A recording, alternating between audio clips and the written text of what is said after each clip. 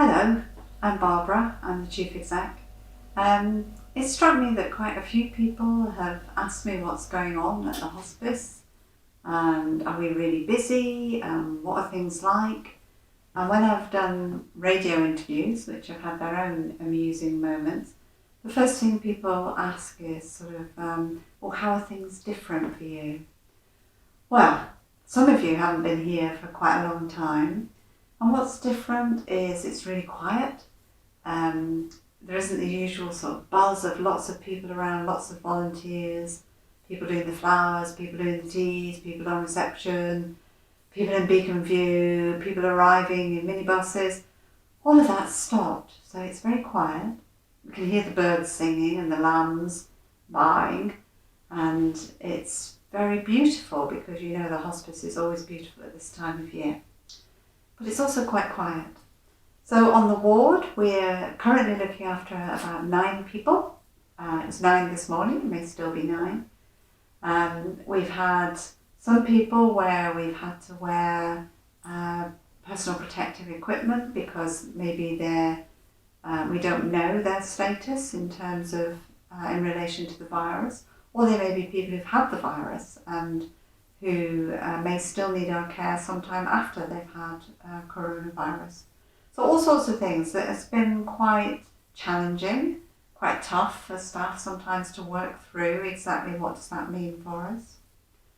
And I guess also on the ward, the big thing has been about how we can still enable people to be together when somebody's dying.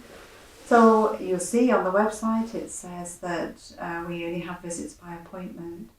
And that's something we think about on a daily basis and have to consider what's in the best interests of an individual, their families, and how we can really support families to stay and be together at the end of somebody's life or in the last days.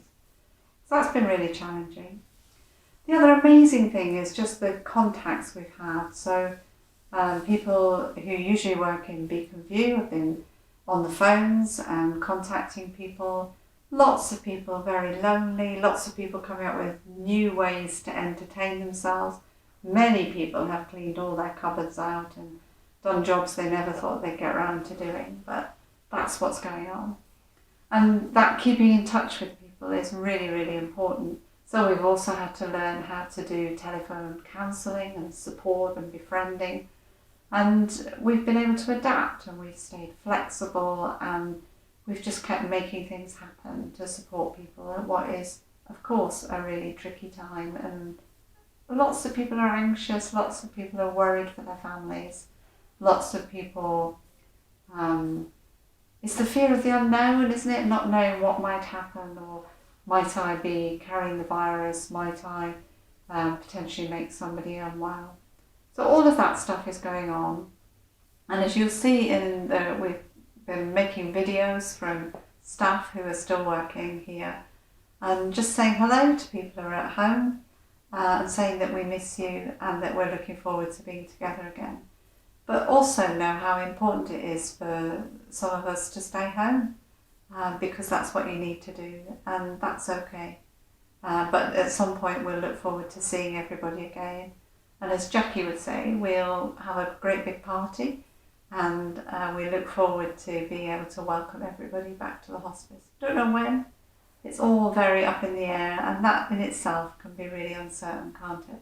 But at some point we're looking forward to welcoming everybody back to the hospice and being able to see people face to face again. So that will be good. Of course, if there's anything you want to know about, anything you want to ask, please feel free to contact me on my email or through our Corona email address, corona@stpjhospice. Meanwhile, I'd just like to say a huge thank you to all our staff in all the roles that we have here at the hospice who are quite often the behind the scenes staff. It may be our facilities team, our kitchen, the people in our housekeeping team who just keep the place lovely and keep us feeling positive and encourage us all the time, which is fantastic. So finally, I'd like to say thank you to all the people who've been supporting us, everyone from the village shop in Wivelsfield who've been bringing us bread and milk and other goodies from the shop. Lots of people who found us, who've brought us food, who've brought us treats. Thank you to our trustees who have been sending us treats on a Friday, which we're now looking forward to every week. And thanks to Kaz, who yesterday arrived at the hospice with boxes and boxes of hand cream and shampoo and soap and all sorts of things. And people using their connections just to support us and to find ways to make life easier for us. Lots of people have been able to use their connections to get us personal protective equipment, masks and all sorts of things. It's fantastic, just the goodwill and the support, and of course the amazing success of our emergency appeal and Claire's lovely face that has made lots of people seemingly reach for their checkbooks and want to give us money, and we're so pleased with that support, and because it encourages us to know that what we do is valued and that people are willing to support us and to give us money at such a difficult time when so many people may be struggling. So thank you for all that support, and we'll keep in touch and we'll let you know how things are going. Thank you.